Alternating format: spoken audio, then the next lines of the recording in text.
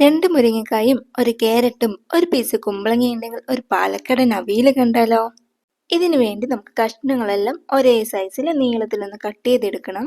ഇതുപോലെ വേണം കട്ട് ചെയ്തെടുക്കാൻ വേണ്ടിയിട്ട്. ഇഷ്ടമുള്ള വെജിറ്റബിൾസ് ഒക്കെ ചേർക്കുക കേട്ടോ.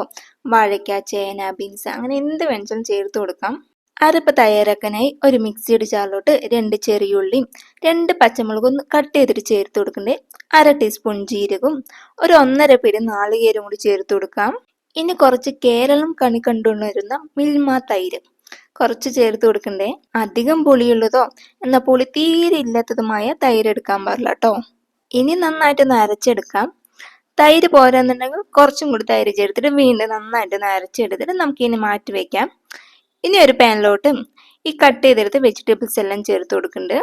ഇനി വെജിറ്റബിൾസ് വെന്ത് കിട്ടാൻ വേണ്ടിയിട്ട് വെജിറ്റബിൾസിനൊപ്പം തന്നെ വെള്ളം ചേർത്ത് കൊടുക്കണം. ആവശ്യാനുസരണം ഉപ്പും ചേർത്ത് ഒന്ന് മിക്സ് ചെയ്ത ശേഷം ഒരു 10-15 മിനിറ്റ് അടച്ചു വെച്ചൊന്ന് വേവിച്ചെടുക്കാം. എന്തിനിപ്പോ കത്തി കൊണ്ട് കുത്തണമെന്നല്ലേ, വെന്തോന്ന് അറിയാൻ വേണ്ടിയിട്ടാണ് കേട്ടോ. ഈസി ആയിട്ട് കത്തി ഇറങ്ങേണ്ടി വെച്ച കഷ്ണം വെന്തോന്നർത്ഥം. ഇതിപ്പോൾ വെന്ത് കിട്ടിയിട്ടുണ്ട്. ഇനി അരച്ചെടുത്ത മിക്സും കൂടി ചേർത്തിട്ട് ഇതിൽ വെള്ളമൊക്കെ പോണ വരെ ഒന്ന് ഹൈ ഫ്ലെയിമിൽ ഇട്ടിട്ട് തന്നെ നന്നായിട്ടൊന്ന് വറ്റിച്ചെടുക്കണം. ഒരു 2 തണ്ട് കറിവേപ്പിലും കൂടി ചേർത്തിട്ട് ഒന്നും കൂടി നന്നായിട്ടൊന്ന് മിക്സ് ചെയ്തെടുക്കാം. ഫൈനൽ ടച്ചപ്പിനായി കുറച്ച് പച്ച വെളിച്ചെണ്ണ തൂവി ഒന്ന് മിക്സ് ചെയ്തെടുക്കാം. അവിയലെല്ലാം കഴിഞ്ഞ ശേഷമാണ് ഡെക്കറേഷൻ വീഡിയോ എടുക്കാൻ വന്നത്. എന്നാലും അടിപൊളി ടേസ്റ്റ് ആണ്. അപ്പൊ എങ്ങനെയാ, ട്രൈ ചെയ്യല്ലേ?